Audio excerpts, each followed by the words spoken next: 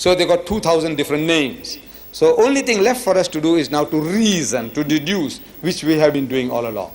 The word there is not to be found. There is no word uttered by Jesus which is recorded. A question from ladies. The ladies are asking it. Yes, Ben. Assalamu alaikum. I wanted to ask you a question about concerning the Holy Trinity, the Father, the Son, and the Word. I know we don't believe in it. It's wrong, and I know we don't believe in it. Now, but the Christian argues, why is it so difficult for us to believe in it? Like everything has 3 dimensions. Like left side of the person, the right side of the person, and the front. There are 3 different aspects of the same thing. I know it's wrong, but what do I say? What's the answer to this? So Are there 3 different aspects of the same thing? Right, let us see now what they say. You see, I had a phone call this afternoon. A Mrs. Fernandez. Mrs. Fernandez, she says, last night she saw that TV program of mine, and whole night she couldn't sleep. So, I'm asking her, what did I say that you take exception to?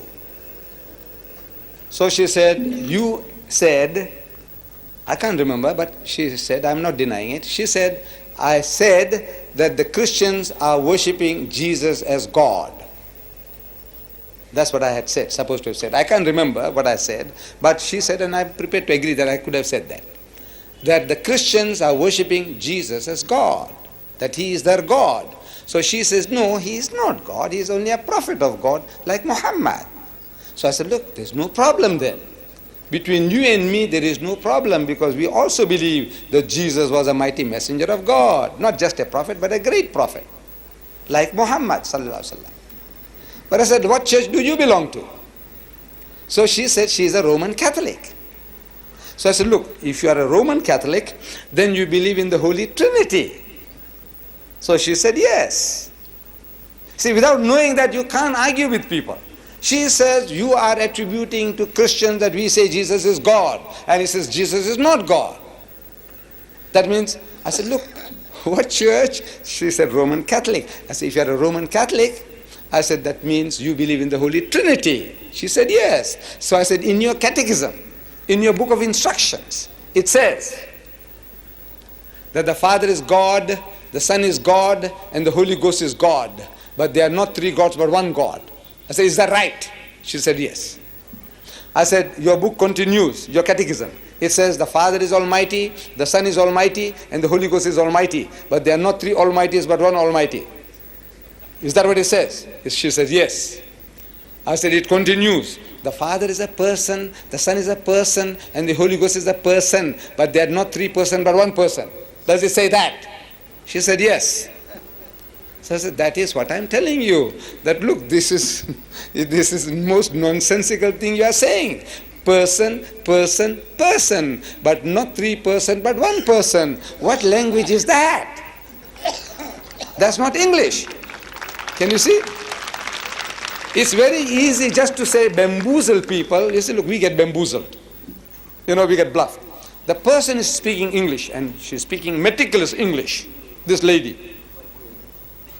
She's speaking beautiful English. She's got control over the language. But now when I'm asking a simple, basic question, person, person, person. But you say, not 3 persons, but 1 person. Does it make sense? Does it make sense? No, it doesn't. So you say, you believe that the Father is there, the Son is there, and the Holy Ghost is there. They believe that at the beginning which had no beginning, at the very beginning, when Allah, before He created anything, the Father was there, the Son was there, and the Holy Ghost was there. I said, how many were there? No, your mind. What does your mind say? You say the Father was there, the Son was there, and the Holy Ghost was there. They are co-equal and co-eternal. See, once you know what they are talking about, they say they are co-equal, means there's no superiority of one over the other. And they are co-eternal. At the beginning, which had no beginning, they were all there. I said, how many were there? 3. Can you say there are three? So I said, you believe in three gods? She said, no, I believe in one God. So the thing is this now, we can just talk, said now somehow another Christian analogy was given. He says, you see, you have 3 cups of water, 3 cups of water, and you put them into one bigger cup, so it's all one water. So they watered down the Trinity. They watered it down. But I said, now look, the Father, when they say in the name of the Father and the Son and the Holy Ghost, this is the formula. This is the formula of faith. In the name of the Father and the Son and the Holy Ghost. When you say that, when you repeat that, how many pictures you see in your head? See, this Christian was talking to you. He said, look, when you say in the name of the Father, are you thinking of the Son? And when you say and the Son, are you thinking of the Holy Ghost? No, unless the mind is twisted, is diseased. You can say, yeah, you see the same. When you say the Father, you think of the Son. And when you say the Son, you think of the Holy Ghost. When you say the Holy Ghost, you think of the Father. When you say your husband, you think of your son. And what's wrong with you? Look, the thing is now when you use Father, Father looks different in your mind, Son looks different in your mind, the Holy Ghost looks different in your mind. And you can never superimpose these 3 mental pictures and create one. There'll ever be 3 in your mind. So this is a fallacy, and Allah tells us very simple language. He says, "Wala taqulu salasa." Don't say Trinity. Intahu khairal lakum. This is, stop it, it will be better for you. Innamallahu ilahun wahid. For your Allah is one Allah, is not 3 in 1, is not 1 in 3. And this Trinity is nowhere in the Bible. Is nowhere in his Bible. Whether Roman Catholic or Protestant, the word Trinity you will never find in any Bible in the world. The word Trinity, this is the foundation of Christianity. That word you'll never find in any Bible in the world. Amazing. So they say, we believe what we want to believe. I say, you have the privilege. That's your privilege. You can deny God if you like. Allah gives you that privilege. There's one thing He will not control is your mind. He gives you freedom. Think as you like. You want to abuse Him, swear Him, go ahead. He gives you that freedom. But it's the most nonsensical idea. Father, Son and Holy Ghost put together are not 3 but 1. Yes, Chacha. Saint Kapadia.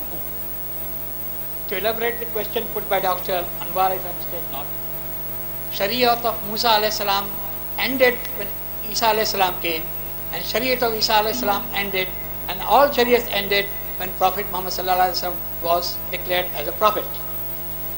As per the statement given by you through the Bible, and what I have been able to understand, all these Christians stated by the Bible are bastards. So I would like to put this question to you, Dr. Ahmed Saab, that should an Islamic state like Pakistan permit bastards to create bastards and bastards? Should they become permitted to create bastards and bastards? Should their missionary should not be closed down altogether? Because as a Muslim, we are supposed to, give sermons for doing good things, and we are supposed to stop it by hand.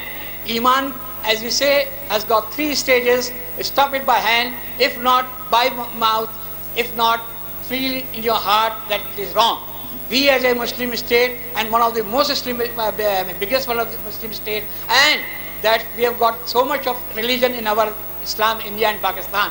Pakistan being a Muslim state should put a ban on creating bastards in this country.